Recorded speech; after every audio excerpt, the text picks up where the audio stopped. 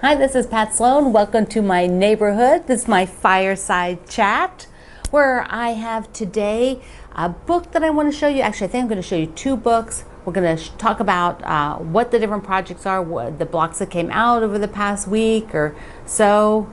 Some come out weekly. I also thought I would dive into a layer cake and the layer cake book. So I will actually cut up some fabric. I talked about doing this and I really seriously should not be. I have no time, but I'm going to do it here because I figured that way it's here on the fireside chat so it doesn't count against my other time. Yes.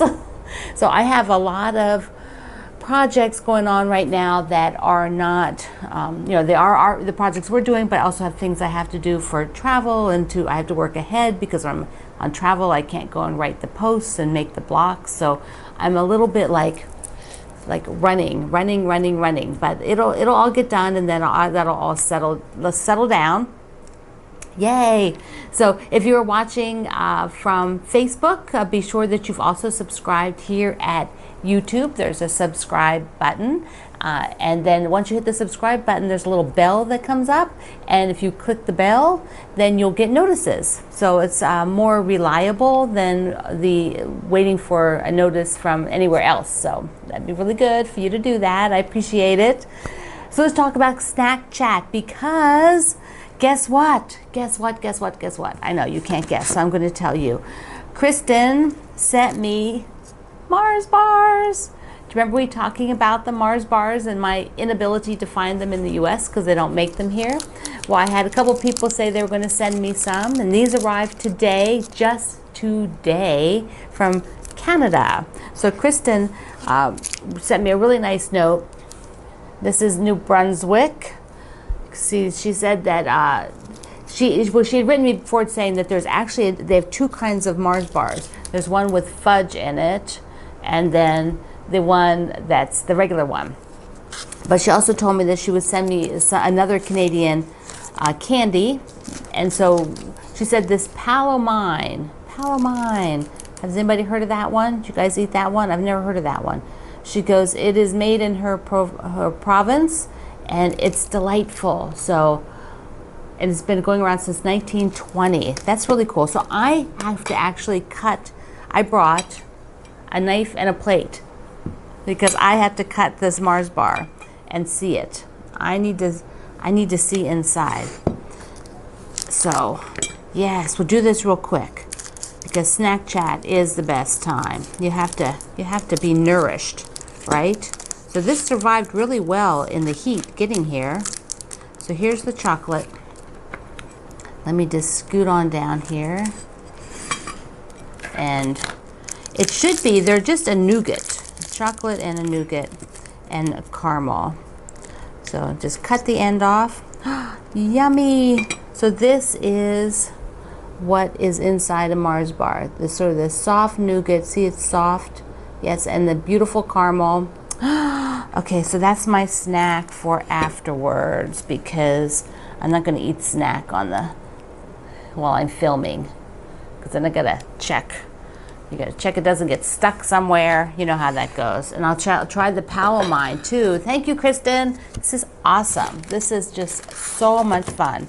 The Palomine says it's fudge, peanuts, and fondant, which is similar, I think, to what the soft part is in the Mars bar. Which is, if you like Milky Ways, that's similar to what's in the Milky Way. Okay, snack chat. We had a lot of projects come out this week. Every other week we're doing the cover quilt for the Winter Wonderland, and so it was the stocking this week. So cute. And there is a kit, the Fat Quarter Shop and I worked together, found a line that would be really cute for a kit, and so you can get a kit that makes a quilt that looks so similar to the one on the cover. And these are the fabrics from the kit. Now, I showed you how to audition for the stripe, but I also thought I would just show you here. So let's scoot in. And the stripe, anytime you have directional fabric, it is really easy to audition which direction you want it to go. All you have to do is do a mock-up. I call that auditioning. Is that this is done. Let me get the star down here. Okay, here's the star next to it. So this star is done sew and flip, like here, like this here. You would have the square out here, sew on the line, and then flip it over. So if I wanted that square with the stripes going that direction, if I had the stripes the same way, like right now, if I fold it back, they would be going the wrong direction. So for this one, if I have the stripes going the opposite, when I fold it back, there it is. So that's exactly how you do it. I don't really have it as a formula. I basically lay it down and try it. But you can pretty much say that whatever the direction is, that is not correct. You can never get the flip because it's an angle. So if the direction is, never put your square the direction that you want it to go. It's going to have to turn.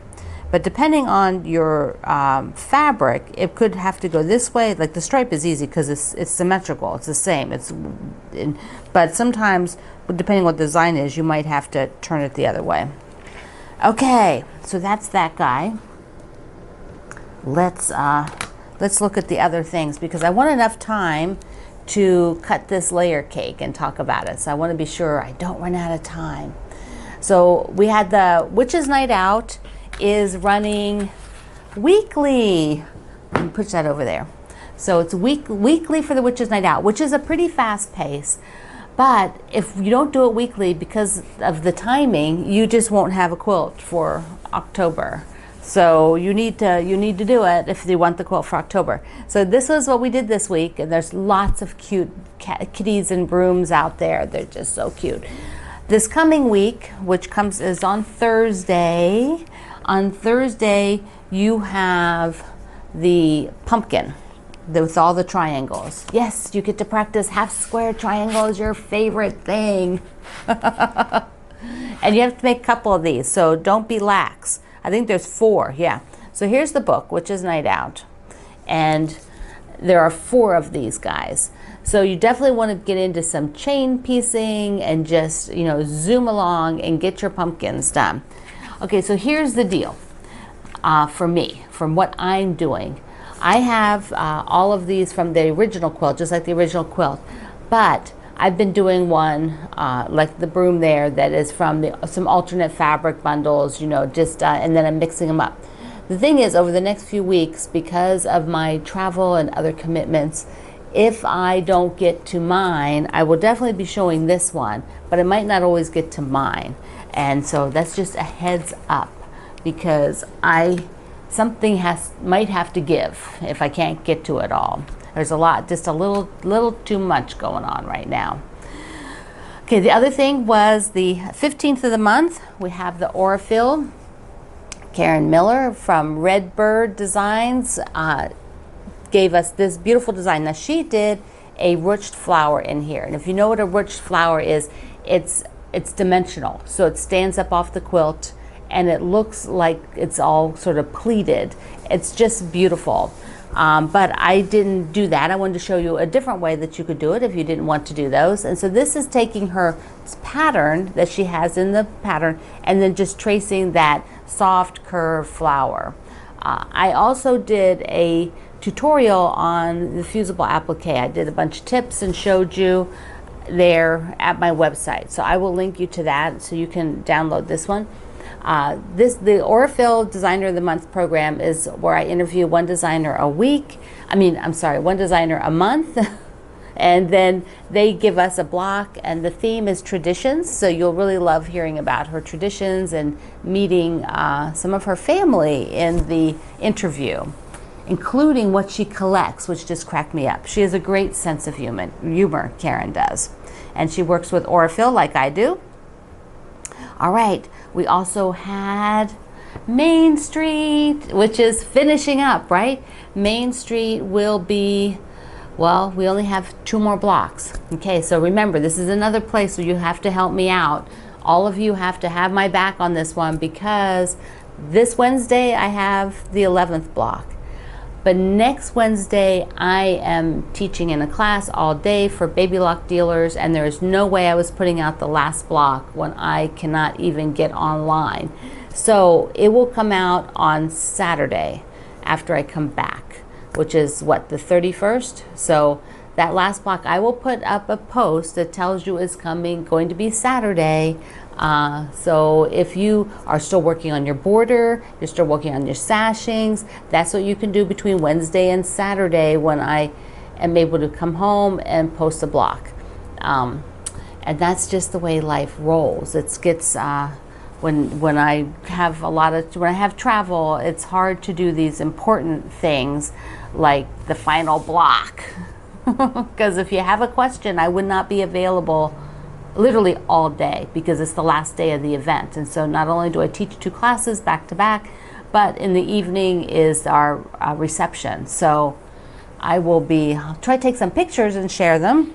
So Main Street was the bakery. Yay! So here is my 2 blocks, and you got to see them online already. So excited. They look, I mean, I'm just in love with both of the quilts and how they're coming together, and all of your quilts that you're showing are dynamite. They are so cool. Now I have for our next Wednesday, remember now when people ask that final, I'm going to say this like 800 times so that hopefully a lot of you hear it, but that last Wednesday will be moved to the Saturday, and all of you have to help me out and tell people, remember it's Saturday. What was I going to say? I don't know. Oh, yes, I do. I've picked a theme for the next Wednesday Sew Along, which will be a fairly short one. I'm going to do it as a 9-week, so that we'll start in October, beginning first Wednesday of October, and then for whatever 9 weeks and the setting is. So it's like 10 weeks. And then we're at December, and I never do a Wednesday Sew Along in December. I'll put up other short little things that I find on Wednesdays that you might be able to quickly make or have fun with, or something like that. But you have too many other things usually going on to make new stuff or to do a sew along. So, and then so do I. I mean, we need a little break in between each one. Sometimes I've done very little break and it's a little bit too much. It's too much for me. I have to have a little break in between each of the Wednesday ones. So it'd be fun to do one that's 9 blocks. I haven't done that. All right, and now the last sew along one. I know it's like 6 sew alongs because I didn't show Out of This World. That'll be coming at the end of the month too. Yeah, another one. So the ultimate beginner sew along. We had the second block, which, drum roll, here's mine, the second block with my Bonnie Lane fabric. And I've been putting these up on the wall, oh, they're so cool together. And I'm doing this in 3 colorways because really the blocks are so simple, and I seriously wanted you to be able to see what they look like. So here is the Something Borrowed, which is just gorgeous. And I just got in today this fabric to use as my border. So I just got that. And then here is the Solids, which is the kit. And the kit is lovely because if you want to just concentrate on, I knocked something over there. If you want to just concentrate on technique, if you get this kit, you have a beautiful solid fabric quilt, and it lets you you can just follow the directions, use the exact fabric in the exact position, and then you don't have to overthink or anything like that. I think it's a beautiful way to just focus on technique and learn to use the kit. So there you go. Okay, on books, I wanted to show you a book that my friends designed. So this is by Amy Sinibaldi and Christina Zerpak. They did this book together, and it is spectacular. I've seen the cover for a little while, and they showed it to me. It was so cool. But it's going to come out soon, so I'll put a link to it so if you want to order. But I want to show you the inside because it is full of delightful smaller projects and a few other bigger things. This is actually a pot holder. You know, so you can put your hand inside of there. I've always wanted to do grommets too. So there's a couple of, here's, whoops. There's Amy and Christina. There, see? So I want to show you a couple of the projects. They just have gorgeous photography. There's an easy pillow. I think Amy may have taken a lot of these photos herself. She's also a designer for Art Gallery Fabrics, and Christina is with Moda Fabrics. This is my favorite. I don't know. It's a quilt, but it is this apple. It's called Johnny Appleseed. I just think it's brilliant. The design is just brilliant. It is so cool. And then they have, there's a big tote. Well, there's a tuffet. This is one of Amy's daughters. And the tuffet is really cute, where there's a little button cards. There was also a really cute needle case. Oh, here it is. I love needle cases. So this darling needle case, which is a house, little children's items. I have another great nephew coming. So doll bed for babies, baby dolls. There's more in here. Oh, look. So cute. Anyway, gorgeous book. Rainy day sewing, not too big of projects, and I might have to make the apple one because I really like the apple. I thought it was really quite clever. They're both very clever designers. They do beautiful things. Okay, let's talk about the layer cake. I showed you this, and I thought, this is what I'm going to do today. I'm going to show you how I would approach this. I actually am going to approach it. I was going to get, I forgot. Let me get this. Hold on. Let me see if I can get this real quick. I need to come over here with me. I need to look in the closet here. I have an empty container. There we go. And I forgot to get it out. So, there we go. I'm going to need this to put my stuff in. So let me stick it here. All right, come back around. Oops, sorry, that was probably swinging you around a little too fast. You didn't fall off your chair when that came around. Okay, so this is, I've had like some sort of allergy thing. I don't know why. It's like heat of summer here in Virginia. I mean, it's like 94 yesterday. Like in the winter, you can't go out. 94, I don't go out. So that container is where this is going to go. So here is the Christmas swell that I love. And the book that I'm going to use to make a project with the layer cake is the Perfect 10 book, and use the Perfect 10 ruler. And this is the project I decided on, I used the Wonder Clip. So here is, there we go. I'm going to do that one because that one looks easy, but mostly it is the whole layer cake is used, and they're big chunks. That's what I like. I don't want little chunks. So when you play with this ruler and the layer cake, you basically will lay it on top, and it's a 10-inch ruler, and it's custom.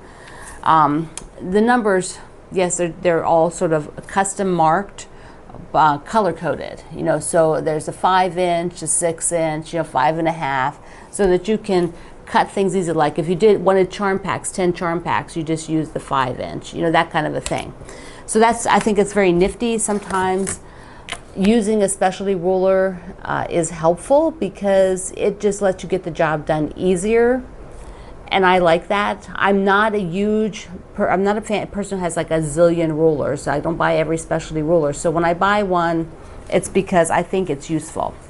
So first of all, this has, okay, I got to cover the directions. So first of all, this has the sashing between it. So I need to look at these fabrics. Plus it only uses, what is it, 30 of the 42 fabrics that are in here. So I first want to take this, sort it, and figure out what this outer or this sashing will be. Do I want it, what color do I want that sashing? So I'm going to open this first, and we're going to sort and look at the fabric so I know what's in there. Do you get excited opening? I just do. It's like, and I just love the graphics. This old-timey, isn't that just, it's so, I like that old-timey graphics. So we have pieces of this layer cake that are white based. Often they'll put all of the same color. Either you're going to find a layer cake or any kind of a pre-cut where they've put either the same colors together or the same print side by side. It depends on the company. This happens to be Moda. So here they put all the white, and there's a white based. And there's duplicates for some of them because this particular fabric line didn't have 42 different pieces, which a lot of them don't. So they have a standard number of 42 so that designers can write things for 42 squares, but not all the fabric lines have that much. There's a gorgeous plaid, which I definitely have to have the plaid. So there's a couple pieces of plaid. What I'm leaning towards is leaving out all of the white, which is how many pieces? 2, 3, 4, 5, 6, 7, 8, 9, if I include those, which are sort of pink. So if I were working just with these, now each of these, the pattern has 4 fabrics. And basically this book just has you mix and match. So how will I approach that? Let's talk about this, because it's all about approach, I think, on how to make this easy and effective to work on. Because what I want to do is I want to sew this as I sew other things. So I'd like to get it so that they're stacked into that. Let's see, there's another. Yeah, so like this. That is the block. And are they all exactly the same? Oh, you just turn them, so you just turn them. So that is the block. There's 4 squares and then the 3 sashing units. So what I want to do is create a working set of fabric. So if I had 4 fabrics together that were 4 different fabrics, I could restack them, and that could make one block. I could just keep it super simple, and those 4, so let's say I'm going to grab 4 different fabrics, and let's talk about this. I think there's a lot. There's green in here, and reds, and that pink. So I'm going to grab that pink. Those candy canes, I'm going to grab a green. And let's see, I've got another red down here. Oh, we got to have Santa, right? All right, so let's look at these. I'm making a mess of the layer cake, but that's the fun of it. That's the fun. So I have 4 fabrics. 1, 2, 3, 4. So these 4 would end up being in the positions for the layer cake. For the block. So the block has 1 that's a square, and then 1 that's like more of a rectangle, and then there's a bigger, then there's a smaller square one. Let's just put this. So anyways, I'm just going to put the shapes kind of so I see what they look like if I were going to just sort of mock up. There we go. So that's just a mock up because I want to see where the positions are. Now if I were to cut this one layer cake, so if you're taking, let me just get the plaid because I got another one here. So I'm taking 1 plaid, then I am going to cut all 4 shapes out of it so that the plaid would go 1 piece here, 1 piece here, 1 piece here, 1 piece here. And then I can mix and match. I should have cut this in advance because it would have been a lot easier so I could have showed you then, but I'm just mocking it up instead. So I would take and maybe do 3 pieces of fabric, or if I could do 4, if I could manage to cut 4 at a time, I could cut all of the, you know, where's the unit? So you can see, so if I was going to cut all the larger ones, all the ones that go in this top, this strip, and then all the small ones, they would stack and rearrange. So that I would have this candy cane would be in this spot for 1 block, the candy cane would be in that spot for another block, and it would be in this spot for the 4th block. So it would rotate all the way around. That is the approach that I'm going to use. I am going to go ahead and take the ruler then and cut these, but because I didn't cut them in advance, I don't want to mess it up. So I'm reading the directions now, like it's like watching paint dry, right? You're sitting here watching. What is she gonna do? Is she gonna cut them? See, two of those rectangles are the same size. So basically, you're making a cut for the larger square, and then cutting a rectangle off of it, and then what's left, you're gonna have a rectangle and the smaller square, and then I will stack them all. So gosh, I wish I had been really a smart bunny and had done that in advance so I could just show you. But I could try just cutting 1, but I think that I might not be concentrating quite good enough, and I don't want to mess it up, because you know how that is. I don't want to mess up while I'm on here chit-chatting away. So pretty much, yeah. That's, I'm upside down and backwards too, because this is the ruler. Let's do it. This is the 10-inch ruler, but it's facing me at the moment so that I can read it. And what I'm doing is doing the first cut. So that takes this. I'm not going to read you the directions because you have to buy the book. So I'm doing the first cut that it tells me, and then that's leaving me 2 units like this. Then I have the second cut, and that will give me the rectangle I need. And then over here I also have a second cut, which I could have just left those together and cut them straight across. Now these ones have to be cut down just a little bit, I think. Let me check. Does it? No, those are good. So that is the cutting that's for this one. And if I were to go and have this, I would then cut it into, you know, the rectangles, the bigger square. It would have the other rectangle and the little square. Then I would stack all of these and then start rearranging them. This is exciting. I really like it. So I need to show you one other thing on this, which is the reds, because I need to pick what sashing I want between. Okay, so I had to pick the sashing I want between all the blocks. And I have this, I'm thinking this white with the little polka dot, that would be nice because it would go great with some of the other ones. It would go great with, whoops, here's the green that I have.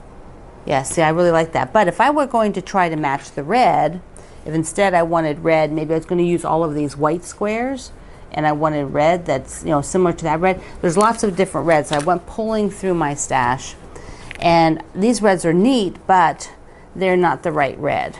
Like this one is really much too burgundy, as you can see, and this one has got a little bit too much orange in it. It's going a little bit too much orange. So I scooted around some more, and I found this tonal, which is a really nice red.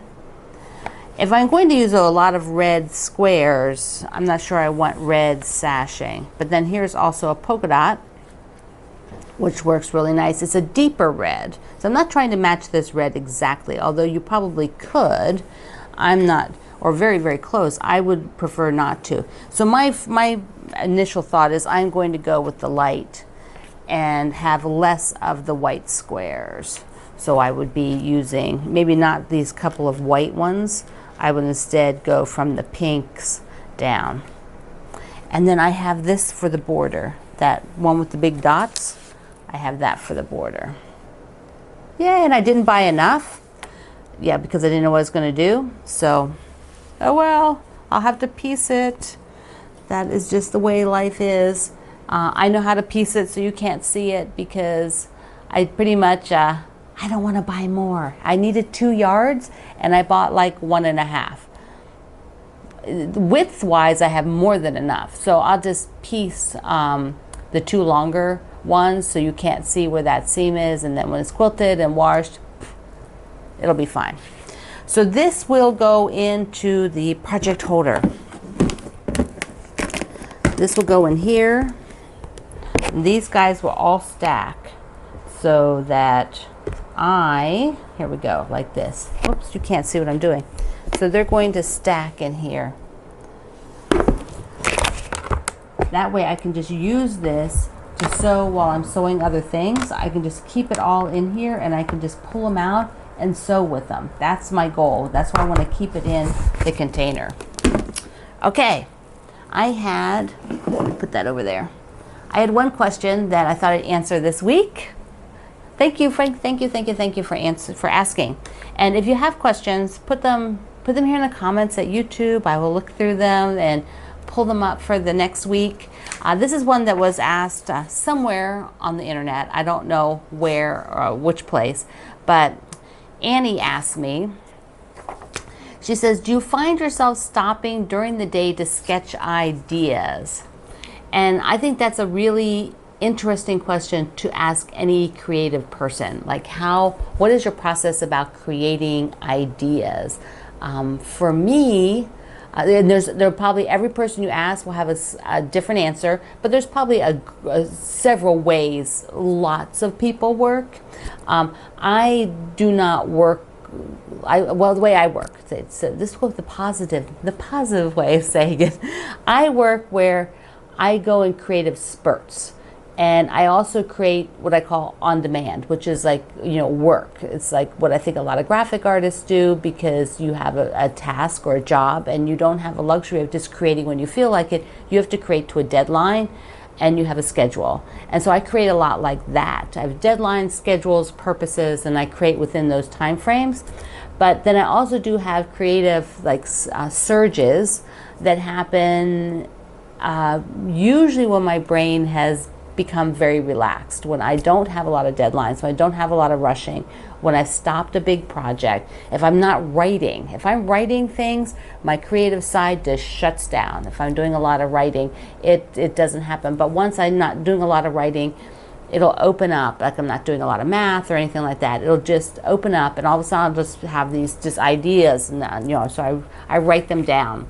Or draw little sketches or something like that. And that's how I work. It's maybe slightly different than people who come from a different kind of an art background, maybe, or just have a whole different personality makeup. There's just all different kinds of ways we all work. Now, let me do our prize for the week, for last week. The question last week was, how do you sort your fabric? And I just loved going through and seeing the different ways, because there ended up being sort of a handful of ways that most of you approach sorting your fabric. And the one I thought was most interesting is those of you who are fairly new to quilting or even sewing, is that basically you don't have a lot of stuff to store yet. So you're storing it by the project it's used in, because you've probably only really bought for a project. You haven't really started collecting to have it on hand like you might be doing down the road. And that reminds me of my friend when she was first starting to quilt. I went over to her house and she said, she sorted her fabric. Well, it was in a drawer like this. I mean, this was about the size of the drawer. That was all her fabric. So it really isn't much to sort when it's like that. Versus everybody who's got a much bigger collection of fabric. You're sorting it by styles, or maybe by designer, or by color. Most people are sorting a bulk of it by color, a bulk, because that's what you need. If you're looking for blue fabric, you don't want to be going into about 18 bins to find the blue polka dots, the blue stripes, the blue florals, the blue this, the blue that. You want all the blue together. You're going, I'm going to make a blue quilt, or I'm looking for a blue fabric for this part of this quilt. You don't want to go through 18 bins seeing if there's blue fabric in them. You just want to go like you would in a store. You go to the section that's got blue fabric. But a lot of people keep collections together until they use them, you know, things like that. So it was really neat to read. If you haven't done that, there's a link. You can go back and read them. So Jenny Naylor is my prize winner. She is going to get this really nice bundle of Deanne's patterns. This one is so cute. And then from me, this bundle of fabric. And so what she said is that she sorts by color. Jenny sorts by color, although she does separate, like many of you do, her children and baby and holiday. So like the real specific things that you're like, I'm not going to really stick a baby quilt in a baby fabric in an adult quilt. So when I want to do baby fabric, I want to find the baby fabric. So you put it together. But she has a majority of it in big totes, big gallon totes. And then she actually keeps her fat quarters separate, which I find interesting. I don't do that. If it's blue, it's with the blues. I don't have a separate smaller blue fabric bin. I have my 2.5 inch squares, those are separate. But if I have a small piece of blue, it is in the same bin as a 3-yard piece of blue. They're all together because I don't want to go hunting in different totes. I won't do it. I just won't. And I'll end up missing fabric that I own. So that will go to Jenny, and I'll email her. Now, because of my schedule for the next few weeks, I'm going to be squeezing in the fireside chats here, you know, usually on Monday, but next week, on Monday, I am in St. Louis at the dealer event. And so I won't be doing a fireside chat. I'm going to try to do one later this week before I leave, either Thursday night or Friday night this week, and then I'll try to do maybe some little videos that I pop up on here, Facebook, and probably YouTube. I can do that on my phone. You know, they'll just maybe be short things from the dealer event in St. Louis. So I won't also have any prizes for a few weeks because of my travel. It's just too hard. It's too much for me to coordinate. So we'll probably resume those in October. But every week I will be getting in here. I think on Labor Day is Monday. I leave the next day, Tuesday. So probably either Sunday or Monday will be that fireside chat. So that's how it's going to have to roll while I've got these other projects going on. And remember, I have lots of links that you can go to for your shopping, and I appreciate that you use mine, because if you like to shop at Amazon, at Fat Quarter Shop, Connecting Threads, I have links, and when you use them, they support my small family business, because we get a little small portion of that, a commission it's called. And it doesn't cost you anything extra. You just use our links and we benefit from that, and it helps keep all of this fun going. So what do you think? Here's a question. You can tell me what you think. Should I go with the red sashing for this quilt? Okay, with the swell fabric, should I go for the red? Or do you think I should go ahead and go with the white? Like I would thought. I'm kind of leaning towards white, but I'm interested in what you would do if you were using this fabric line. Would you like keep with red? Because it's going to have a much deeper tone if it's got red behind here than if it has white. So let me know. This is Pat. Bye-bye.